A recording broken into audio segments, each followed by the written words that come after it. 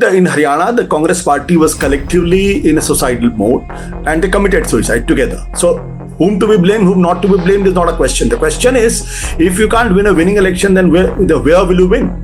The time has come when the Rahul Gandhi should step up, should remove those, and I'm taking names. He should remove leaders like Bhupinder Singh Hooda, Digvijay Singh, Kamal Nath, and all those who have look at the history of Kamal Nath and Digvijay Singh in Madhya Pradesh. So relationship between Narendra Modi and Modi-Bhagwat is complicated. It's a very, very complicated relationship. He floundered, he failed in 2024 election. So the chairman of the organization is asking questions. And Mr. CEO, Mr. Modi, if you don't perform next time, I'll put somebody else in your place. Is politely, sometimes in anger, asking questions, telling him that your time is up. Hello and a warm welcome to HW News Network, your one-stop show, truth be told, for some engaging and thought-provoking conversations.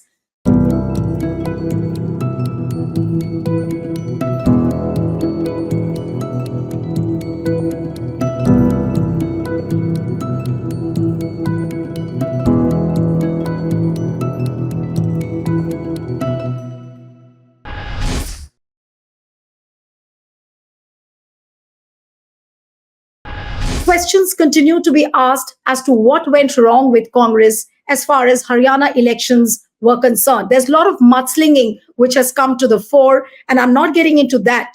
But from Haryana elections and now in the run-up to the Maharashtra elections, you've had a big murder of the NCP leader and former Maharashtra minister, Baba Siddique. How is all this going to impact the Maharashtra elections? We'll try and discuss. Also discuss as to what could be the possible reasons for the failure of Congress in Haryana. And in between these two states, you've had a big Vijay Dashmi speech by the RSS chief, Modi-Bhagwat. We'll try and discuss that as well. And joining me now is a very special guest today. We have the veteran journalist, author and editor-in-chief of satyahindi.com, Ashutosh, with us. Ashutosh, thank you so much for joining on Truth Be Told today. And it's really wonderful to have you on the program. And in fact, our viewers have been writing that why don't you speak to Ashutosh?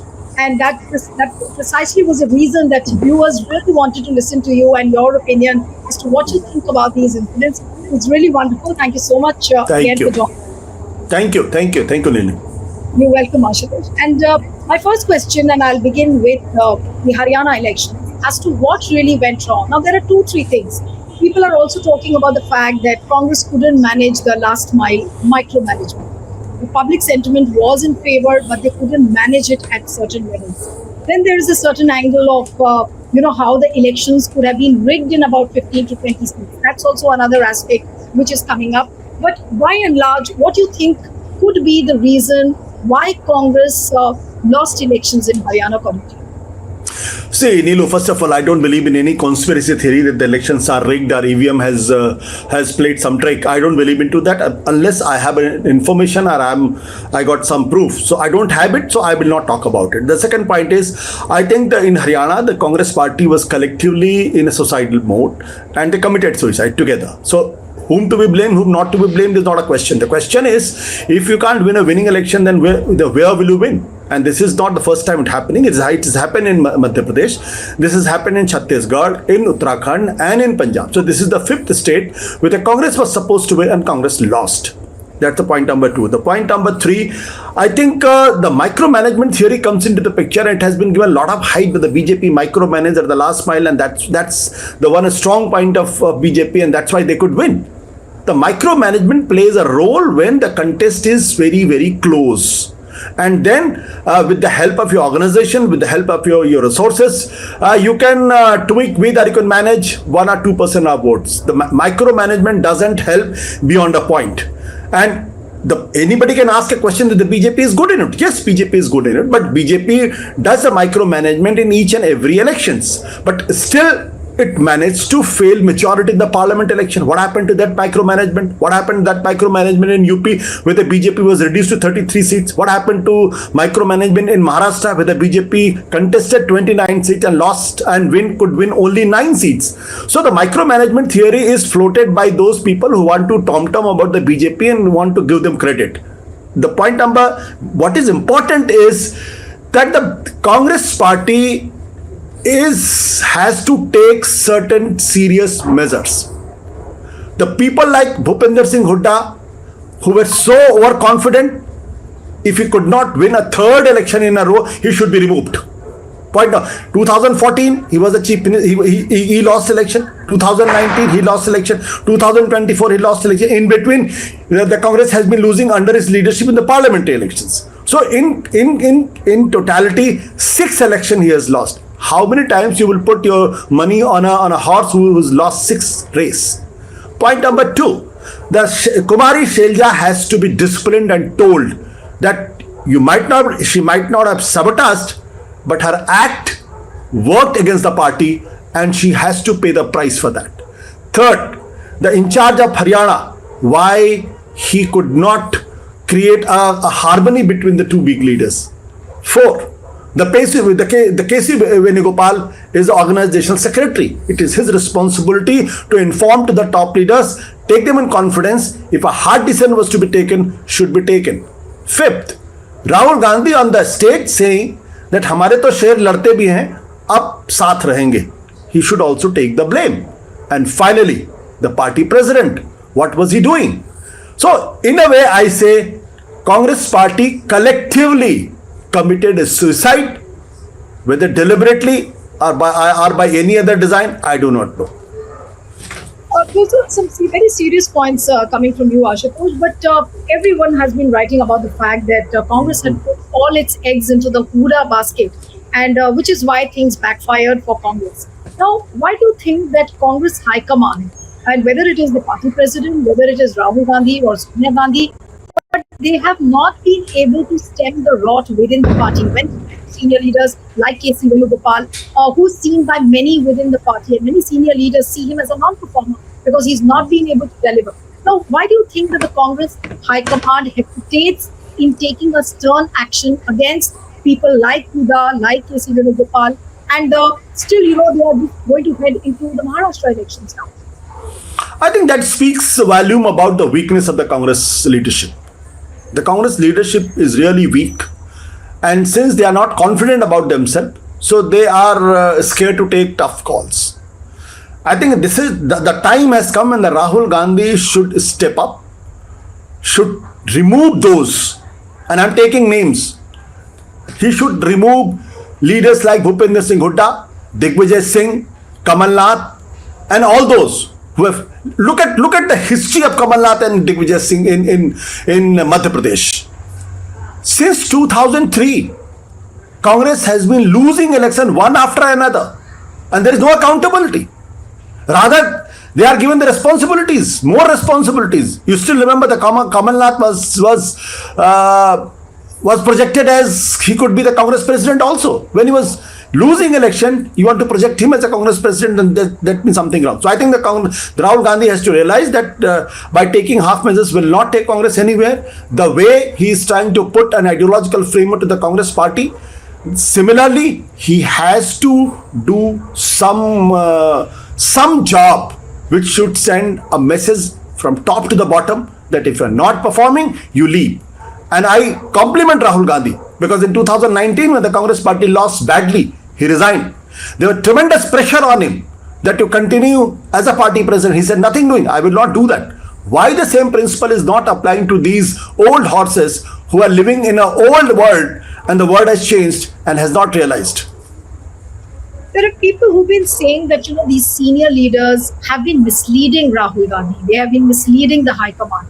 Now, would you agree with this thought which has come up recently? And in fact, a few people also went on record to say that people like Jairam Ramesh, they've misled Rahul Gandhi on various fronts. Whether it is let's put the EVM issue aside, but there is a general feeling that these old horses we're talking about, they have tried to mislead the High Command. Would you buy this theory? I don't buy such theories. If a leader allows himself to be misled by his commanders, that person doesn't deserve to be the leader. As simple. The leader is somebody who takes advice from everybody and decides what he thinks good for the party or what is good for the RB. So it's rather a sad state of affair in the sense that somebody is saying that Jairam Ramesh is misleading Rahul Gandhi or somebody else is misleading Rahul Gandhi. The onus lies on the leadership. How can you allow yourself to be misled? Not once but many times. So Rahul Gandhi and the Khalge has to sit together, had to introspect, and if they really feel somebody is misleading, then that man has to be removed. Not because somebody is asking for his or her head, but in his own understanding, in his own sense of inquiry. And if you really think that somebody is delivering and somebody is doing good advice, that whatever the criticism is, they should stick with that person in that sense. Ashu, you were talking about introspection. Now, there is a huge question mark whether at all any honest introspection happens within Congress. If conventionally you see, whenever there is an election and if Congress loses, there is a screening committee which is formed. There is a review committee which is formed which will look into the failures. But no one knows as to what happens in those meetings. And, it is put into the dustbin after a few weeks or months and nobody even talks about it.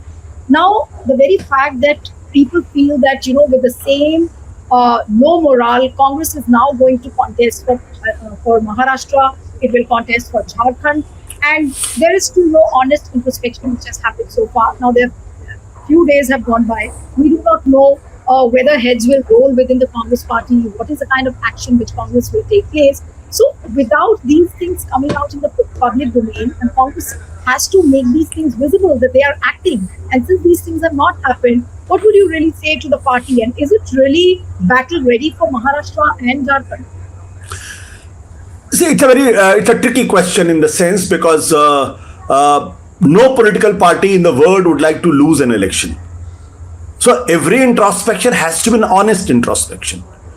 I don't believe this argument that the Rahul Gandhi or the Congress party is not doing any honest introspection, because that means, the word honest means, if he's not doing an honest introspection, that means the Congress party doesn't want to contest election. Congress party is contesting election to lose elections. That doesn't happen. The problem with the Congress party is that they are up against a force which is very, very powerful, which is one of the most organized political party in the world. It is one of the most resourceful political party in the world. And it has got a very ruthless leadership. And they believe in a propaganda war which can't be matched by any other political party. So it's up against a political party which is extremely powerful. On the other hand, Congress party is not the Congress party of Jawaharlal Nehru or Indira Gandhi. Congress party over a period of time, it is more than 100 years, over a period of time has weakened. And this happens with any political party which has a history of almost 135 years. So over a period of time, party need to change. And this is the time when the Congress party is in the process of changing itself. When you are in the process of changing yourself or itself, then that means your chips are down. So you can't, and the chips are down, trying many things. One thing works, other thing doesn't work. Like in parliamentary election, what the India Gathbandhan said. India Gathbandhan believed that the regional Chhatrap should be given the responsibility and the election should be made very, very local. That worked. In Karnataka, the Congress party had given total freedom to Siddaramaiah and D.K. Shivakumar. It worked. In Andhra Pradesh, in Telangana, they given freedom to Revanth Reddy. It worked. And similarly, in Himachal Pradesh also, the strategy worked. In Rajasthan, they had given freedom to Ashok Gehlot. It did not work. They had given freedom to Kamal Nath. It did not work. In Chhattisgarh, they had given freedom to Bhupesh Baghel. It did not work. So they had given freedom, autonomy to the local leadership in Haryana. It did not work. But here, I'm not saying that Rahul Gandhi should not take the blame. Rahul Gandhi should realize, and that Mr. Khalge should also realize, that it's good that they are giving importance to the local leaders. They are given a lot of autonomy to take this decision. But there comes a moment in history when the top leadership has to put his foot down and say, yes, this is the limit. You can't take decision beyond it. We will decide. When Rahul Gandhi was saying that Congress party should have an alliance with Aam Aadmi party, and Bhupender Singh Hooda said no. Yes. That was the point when Rahul Gandhi has to step in and has to tell Mr. Hooda, I will respect you. You are a great leader, but please, this has to be done. And that's where the problem lies. So I'm saying Rahul Gandhi must have learned few lessons. Mr. Kharge must have learned few lessons. And let's hope that in Maharashtra, they don't commit the same mistakes. Ashu, I was just listening to your points very carefully, but is too much of democracy really destroying Congress? Because they gave autonomy, they gave a lot of freedom to the regional leaders, but what worked in Karnataka didn't work in states like Madhya Pradesh and Haryana, and that's very, very visible. Now, is too much of democracy really killing the Congress party in terms of electoral process? See, democracy, whether too much or too little, democracy is democracy, and democracy has its own way of working. Democracy inevitably will have factions. Democracy inevitably have many contradictions. In democracy, the people will argue, people will fight, the chairs will be thrown. This is not the first time. I still remember 1920 when Mahatma Gandhi was still not the leader. In Calcutta session, the chairs were thrown. So I'm not justifying throwing of the chairs, but I'm only saying is there has to be fierce argumentations. There has to be accusations. That's what democracy is all about. Democracy is not only that the one leader is saying and everybody is towing the line. Unfortunately, since 2014, a narrative has been created in this country which is hell-bent to create an authoritarian society where one person will speak, rest will not speak. And if anybody speaks, anybody is protesting on the street, it will be called something like this. Look, these are the people who are creating anarchy on the roads. These are the people creating chaos on the road. These are the people who are disturbing the peace of the country. If this country had not disturbed peace, if this country had not created anarchy and chaos, we would not have got freedom. We got freedom because there was a Mahatma Gandhi who believed into Satyagraha, who believed into the Quit India movement, who believed that we will not cooperate with the government, and that's how we got the freedom. That's how we got the independence. So there is a systematic way to kill democracy in the country, to create an authoritarian society. Congress party, whether we like it, we don't like it, it's good that they are democracy. It's good that the people are talking out. It's good that the people are criticizing each other. It's good that the people are accusing each other, because that's how the democracy is. I'm very sorry to say this, but on the other hand, in the BJP, there is no democracy. One person commands everything and others have to follow. That's not good for the democracy. So I don't subscribe to the argument that there is too much democracy in the Congress party. So what I'm suggesting is that there has to be some limit where the leadership has to assert and say, and this is the end of it. Now you have to listen to me. And if people don't listen beyond that, then the action has to be followed. Before I enter into the conversation on the Maharashtra elections, you were talking about throwing of chairs, and I was just reminded of that episode where you were in the studio and it was almost like a fist fight, Ashu, when you were talking. And viewers have been like wanting to know from you as to exactly what happened and why did you leave and what happened, what provoked you to say things like that, were people trying to provoke you, what happened exactly? Neelu, I'm sorry I have taken a vow not to speak on the subject. I just only say that I wish I had not lost my cool. But sometimes you have to lose your cool so the other person should not take advantage of you. But the general environment which is deteriorating inside the studios, because you go to the TV discussions almost like every day. But what do you feel as far as the general environment inside the studio is concerned? How anchors take sides, then they try to provoke the other party, and then the discussion just descends into a note of. As a very senior journalist, and we've all looked up to you during the journalism days, I really want to ask your opinion on this. What has really happened to the TV discussions, TV debates, actually? I think that we have become too sensitive. Other day I was watching Piers Morgan's show, Piers Morgan's Uncensored. And the kind of words were used by guests against each other. The guest was calling anchor monster, and the other one was calling him pathetic and bullshit, and all kinds of words were used in a TV debate. I think there is a discussion and debate should be civil. There's no doubt about it. But that's the other side of the democracy. That we could, in our Indian television channels, people can speak. They're speaking. There's no doubt about it. The sad part is that there is an attempt, an effort to talk, ask questions only to opposition. So the democracy has been stretched beyond a point there. This is an attempt to control democracy. This is an attempt to manufacture consent.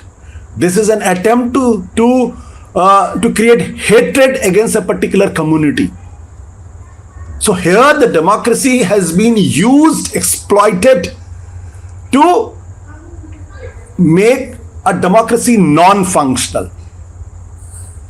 I go to these TV channels, I take part in these debates, but every time I take part in these debates, I came back as a sad person, unhappy, but I still go to another TV debate thinking, believing that things will improve. Things are not improving. So I am saying is that at some point, these narrative building has to stop. This hate politics has to stop. And unfortunately, many of our TV anchor friends are indulging into that, openly feeling proud about it, rather being ashamed. What would you say to the media organizations, whether it is the Editors Guild or whether it is the Press Council, or knowing the fact that, anchors are transgressing lines, they are crossing boundaries, but even then actions are not taken. And even if the actions are taken, they're very momentary, and, the anchors are back. And as if they are being supported by the government of the day. So what would you say to these media organizations who are supervising, who are regulating the media? See, state is extremely powerful beast. And unfortunately, there are very few people who are running these organizations. They don't have the spine of steel. Sometimes to protect principles, one has to fight. But these people, they have lost. They're not fighting. And one of the sad part of Indian media is, one of the sad part of Indian capitalism is that here everything is for the revenue. Everything is for the profit. If a kind of content gives them profit, they will do all kinds of things without thinking whether this is going to destroy society, whether this is going to damage next generation. They will not think about it. And that's why I keep saying this. In West, people are making money. They become billionaire. They become the richest man in the world. But after creating a brand, take the example of the two richest men in the country. None of them have a country brand. Forget about that. They have not created anything. They've only created profits. They made their books profitable. So the whole approach is different, and that is what killing Indian journalism. And Indian journalism is in a really sad state of affair. And it's only because those who are responsible for these organizations, they don't have a spine of steel, and they are in the business of making money. Journalism is not about making money. Journalism is not business as the other consumer items are. Absolutely. Okay, now let's step aside from journalism and coming back to the important issues. And first, I would like to talk about the equations between Prime Minister Modi and RSS. Now, recently on the Vijayadashmi, Modi-Bhagwat made a long speech where he spoke about how the society has been divided into caste. Then he spoke about certain rules regarding the communal harmony, brotherhood. And then he spoke about how people should learn to defend themselves. Now, there was a slight dissonance which was seen between the RSS and Prime Minister Modi in the run-up to the Lok Sabha elections and even after the 2024 elections. So with this speech of RSS chief, did you find Bhagwat coming any closer to Prime Minister Modi? And I want your answers because people had started saying that Bhagwat is in one direction and Modi is going on a different direction. But this speech looked like the coupling back of the two engines. So do you also feel that way? See, on different social media platforms, when asked about relationship, those who are married, they write married. Those who are single, they write single. But few people write complicated. So relationship between Narendra Modi and Mohan Bhagwat is complicated. It's a very, very complicated relationship.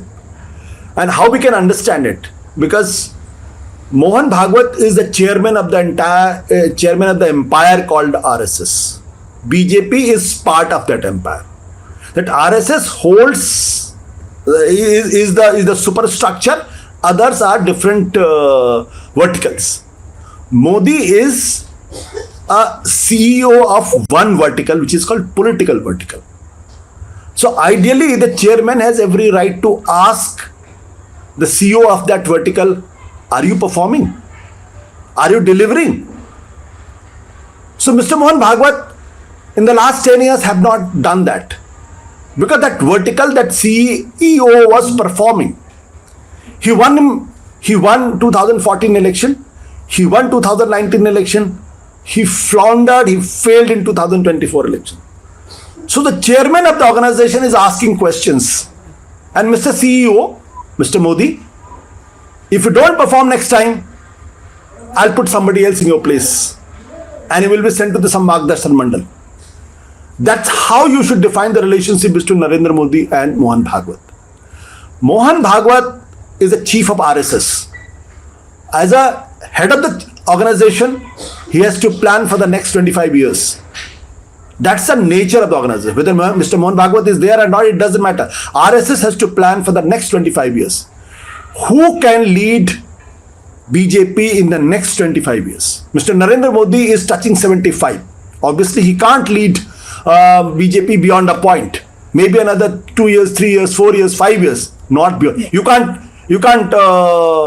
imagine that he will be leading the next 25 years. That's humanly not possible. So Mr. Bhagwat is politely, sometimes in anger, asking questions, telling him that your time is up. Whatever you had done, good for the company. You got a great expansion in the company. The reach has reached. Hindutva has become a buzzword in the country.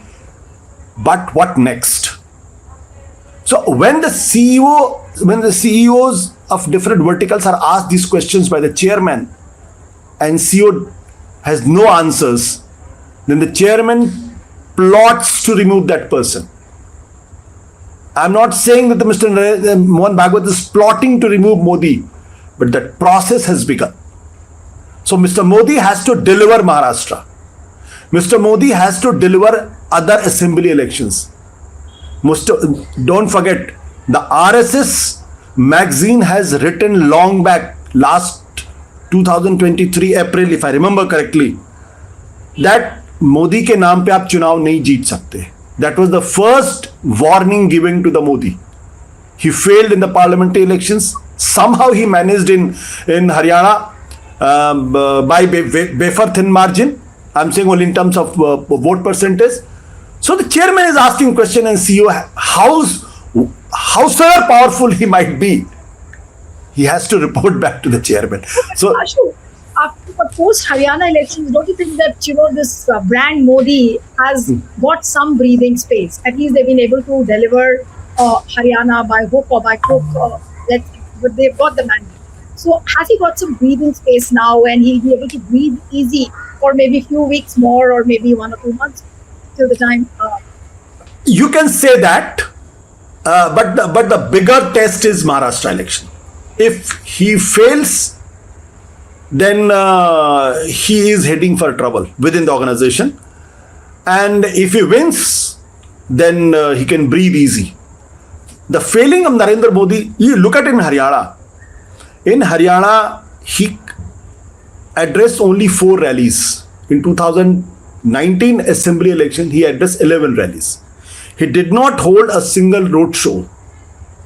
He wasn't an inspirational leader inspiration speaker, we knew. He's repeating himself. He's rambling. He's not coming across with something new. When in 2014, Mr. Modi every time used to weave a new narrative. So, in fact, his real test as a leader is now. Can he reinvent himself? That's a big question. Rather, RSS is trying to reinvent himself. When RSS is faced with Rahul Gandhi's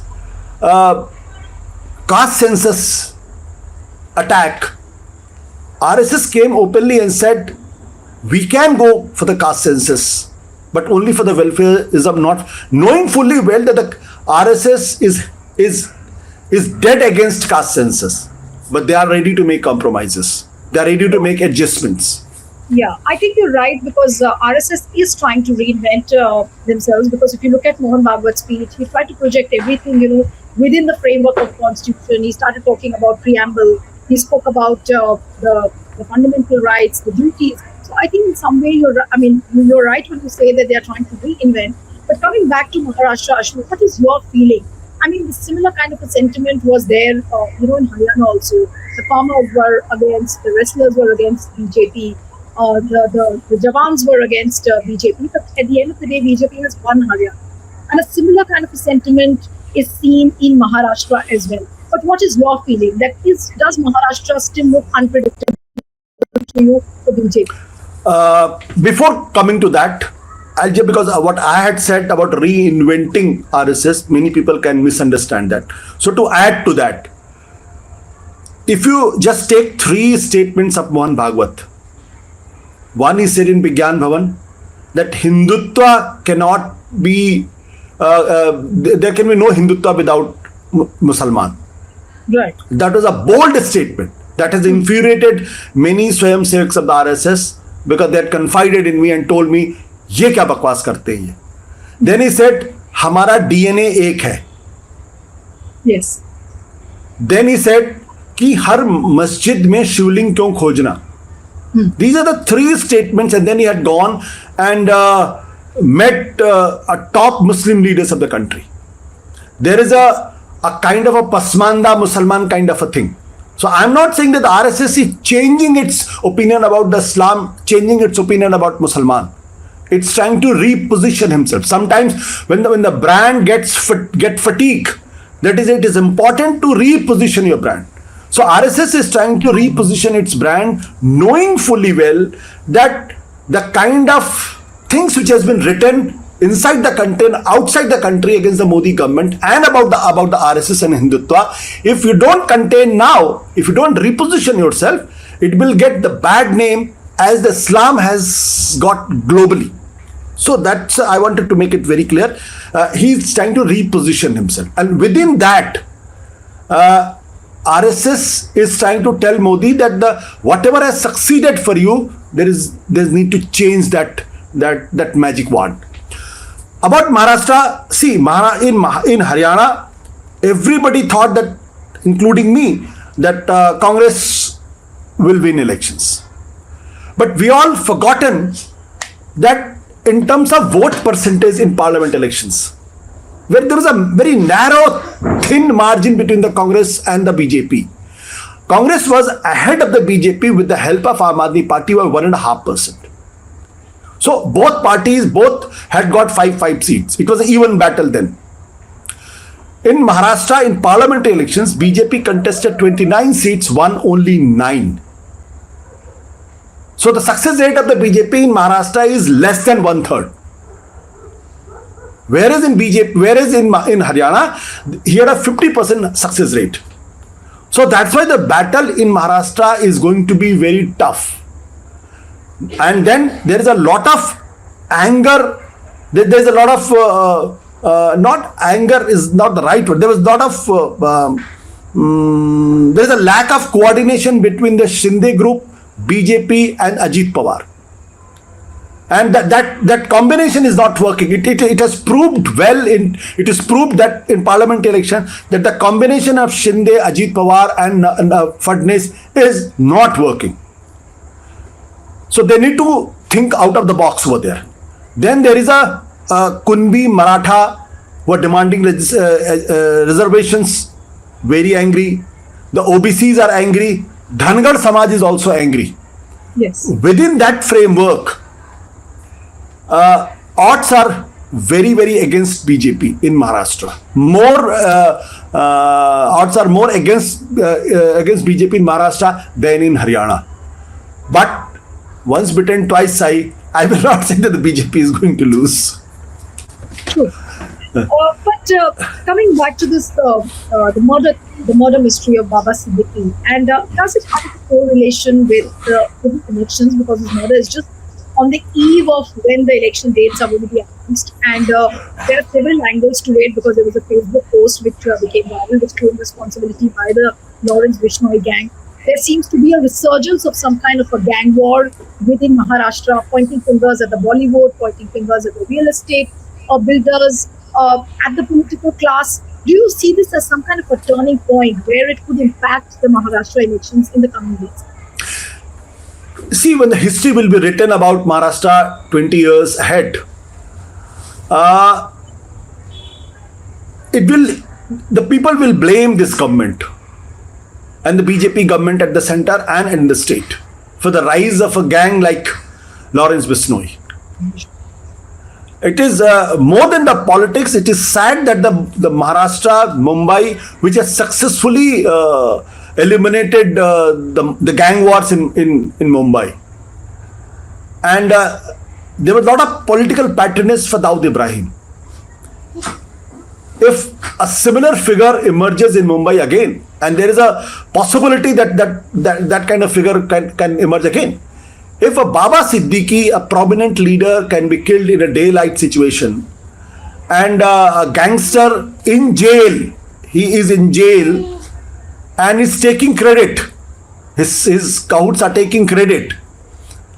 So when they take credit and openly challenging that they'll do it again, this is a challenge to the state.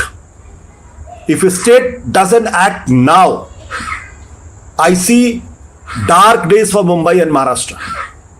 Because whenever the mafia gets uncontrolled, there are a lot of bloodbath on the roads. And that's what is exactly happening.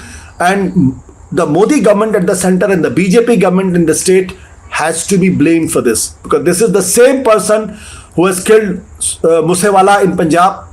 Yes.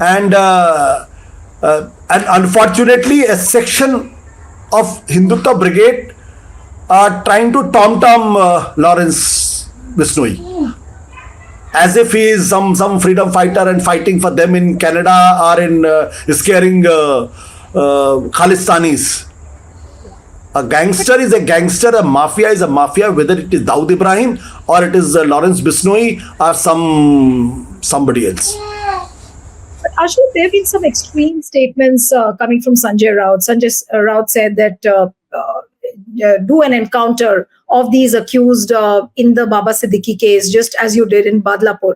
Then Eknath Shinde has made a statement today saying that we should soon these accused will be hanged. Now, those are two very extreme statements coming in, and I don't know whether it's a cover-up or anything, but yeah, there are question marks about the Mumbai police's failure, how intelligence failed in this particular case. But what would you really say, that is the government really trying to get to the bottom of the problem as to whether at all this kind of an organized crime gang is actually resurfacing, and how would they get to the bottom of it, rather than just saying that, okay, we'll hang, or if they say, as what Sanjay Raut said, that please get into an encounter business. See, that's the first evidence that the state has failed. The state means what? The only authority and institution which can take anybody's life is judiciary. Even the Prime Minister of the country, the President of the country cannot do that. He is not allowed to do that. Only a judge can write hang till death. Nobody has got that authority. And if that sentiment is emerging and the political class is talking about it, that means the state has completely failed. The justice system has failed. And that's why these kind of arguments are given. Now the issue is that who is responsible for the killing? Everybody knows. Where he is, everybody knows. So why are you looking for those foot soldiers? Because you don't want to address the question. Yes. Mumbai government has been asking that Lawrence Bishnoi should be transferred to Maharashtra police, but Home Ministry at the center is putting impediments because there's some order was given, so he can't be transferred. And he's in Gujarat. Now, if you don't nip, but if you don't do that, if you don't bring him to the justice, the topmost guy, the things will keep happening. You hang these foot soldiers, but will it stop killing? It will not stop killing. So you have to know who is responsible for this. And everybody knows who is responsible for this. If he is brought to justice, things will automatically work in the positive direction. My last question to you, Ashutosh, what do you feel? I mean, as far as Lawrence Bishnoi being housed in a jail in Ahmedabad, Sanjay Rao today pointed out the fact that he's getting some sort of a patronage. What is your feeling? The very fact that he's being supervised by the ATS over there. A lot of things are being said about it, but you think that he's getting some kind of political patronage? See, a gangster cannot become so bold if he or she doesn't have the patronage of the state. Forget about the political party, of the state. He can't be bold. One cannot fight with the state. The state is too powerful an institution. And a gangster, when the state started acting, the Dawood Ibrahim had to leave this country. He could not come back ever again. So that is the power of a state. If there is an honest introspection, if there is an honest assessment, and if the power, the might of the state is honestly used, no gangster can become big.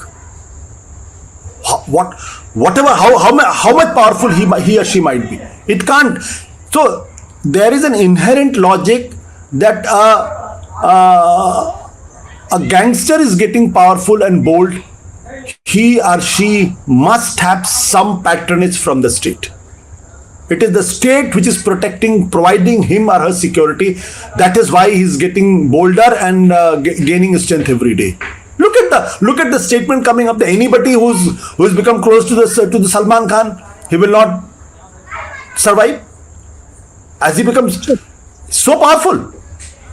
What the state is doing? Some very serious points coming out of this interview, and I hope the viewers will enjoy. And this is a demand by the viewers to have Ashutosh on the program. So you'll get to this entire program. Thank you so much, Ashutosh. It was wonderful to Thank you. Stay ahead with our cutting-edge news app. Instantly access the latest shorts in just 1 minute and breaking news in just 50 words. Download now for a smarter, faster news experience.